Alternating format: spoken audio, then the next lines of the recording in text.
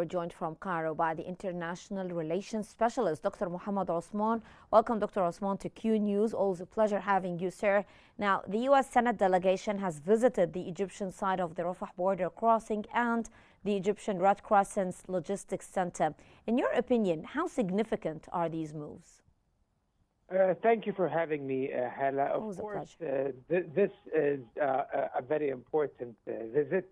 It's not the first of its kind. However, it is of sheer importance as senators come and visit the Rafah border crossing to see things for themselves and see who is impeding the humanitarian efforts that are led by Egypt and supported by the majority of the international community.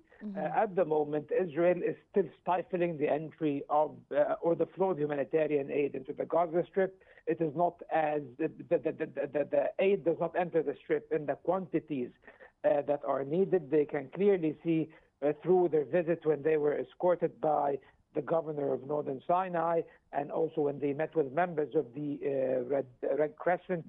They have seen for themselves the thousands upon thousands of trucks that are lining up along the border that are unable to access the Gaza Strip due to Israeli intransigence and refusal to admit these trucks into the Gaza Strip. And of course, this comes as part of the policy of intentional starvation and deepening the humanitarian suffering of the people of Gaza as part of the military campaign that is being led over there right now, especially with a very severe escalation looming on the horizon with the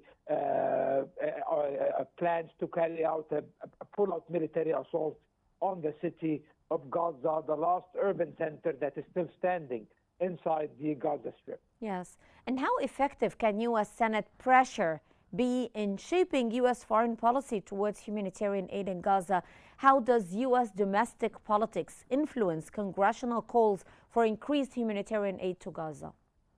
There is a growing number, even though they're still small, but a growing number of members of both the Senate and the House of Representatives, the two chambers of the U.S. Congress, who have become very critical of Israel.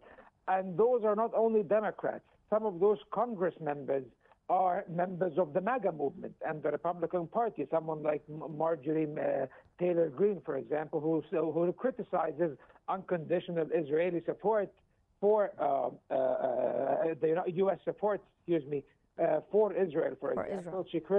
She criticized the Trump administration's unconditional support for Israel, even though she is one of the leading protagonists of the MAGA movement, basically, and was a leading member of Trump's campaign. So it seems that, and of course, on the Democrat side, there's a much more sizable portion of senators and House members, senators like Bernie Sanders, for example, and others who are on the ultra-left of the Democratic Party, who are very critical of Israel and completely reject Israeli actions. However, with that said, the vast majority of the U.S. Congress is in the pockets of the pro-Israel lobby. Let's call a spade, Hala. Yes. Most of them are sitting on their seats because of the donations and the funds that were raised by entities such as AIPAC and others. Yes. So most of them cannot really afford to attack Israel or go against Israel's interests in the United States. And those who actually do, both in the Democratic and the Republican Party, are ostracized by the U.S.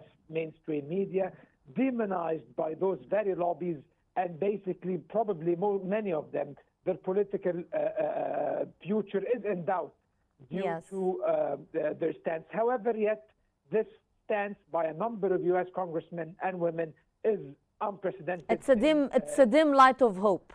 We could say that. Of course it is. Of course it is. Dr. Osman, what leverage does the United States realistically have over Israeli military and humanitarian policies? It has all the leverage it can possibly have if it chooses to take action. The United States can switch off the lights on Israel if it wants to. The United States can command Israel to do whatever it wants because basically Israel cannot possibly survive without the United States in any aspect, whether economically, militarily, politically. So the only reason Israel is so powerful and so impugned and emboldened in such a manner is because of the unlimited and unconditional U.S. support. So the moment the United States raises its support or waves its support away from Israel, then it's over for Israel. But of course, this is not going to happen. What the Israelis are doing, unfortunately, serves U.S. interests, at least in the view of the U.S. deep state and the current administration.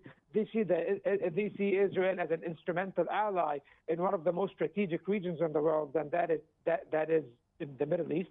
And of course, they see that Israel is very instrumental in a global climate right now that is consumed by chaos and turbulence and competition once again between great powers. Yes. So unfortunately, they support Israel as one of its linchpins in the region, and unfortunately, they are not really willing to do anything to put a stop to the carnage Israel is enacting in Gaza. However, if they want to, they have all the leverage, and they can put a stop to Israeli actions once and for all if they want to. Okay, so let's take a look at the international legal frameworks. In your opinion, how do international legal frameworks address aid blockades and famine conditions in conflict zones? And what are the geopolitical implications of a massive surge in baby formula and aid to Gaza? Well, the United Nations and the other international organs that are minded with humanitarian affairs, most of them are scrambling to save the people of Gaza. The United Nations is doing an immense effort. The International Committee of the Red Cross is doing a great effort also, and many other international and regional and even local Egyptian and Palestinian, of course, humanitarian organizations. However, all of these efforts are impeded by the Israelis, and the international humanitarian mechanisms stand helpless and unable to do anything vis-a-vis Israel's actions, because the Israelis are preventing them by force from pursuing their actions with the support of the United States. The United States even was complicit in dismantling the internationally recognized humanitarian mechanism in Gaza and supplanting it with, or replacing it with the so-called Gaza Humanitarian Foundation, which is an American-sponsored foundation, and that has been complicit in the acts of intentional starvation and mass killing of Palestinians through its contractors and mercenaries it employed.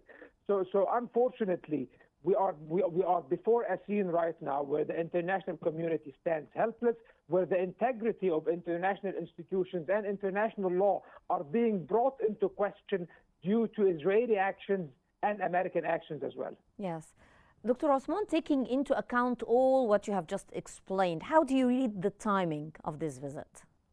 I think it's very important. It comes at a very acute time where the Israelis are poised to undertake this very huge criminal endeavor in Gaza City that will only deepen the humanitarian catastrophe in the Gaza Strip. About 600,000 people still live in Gaza City, and in northern Gaza, still about 1 million people are over there. If those people are forcefully displaced to central and southern Gaza, it will only deepen the humanitarian catastrophe. And Israel even went further, saying that even after they cleared Gaza City and destroy it like they did with Rafah, like they did with Beit Lahia and Beit Hanun and parts of Khan Yunis, they said that if Hamas does not release the remaining detainees and disarm, we will move our operations to central Gaza, to Nusayrat and Deir al-Balah, which means that they will occupy the entirety of the Gaza Strip. So this will be a humanitarian catastrophe. And it seems, Hala, that the end game here is the idea of displacing the Palestinians, forcefully displacing them out of the Gaza Strip. This is the end game of the Israelis that is endorsed by the Americans publicly. So it is of great symbolism that a congressional delegation comes and visits the Rafah border crossing in the midst of a growing movement within the U.S. Congress in general, whether the House or the Senate, against such actions and such policies that are being applied in Gaza, even though they are still in the minority.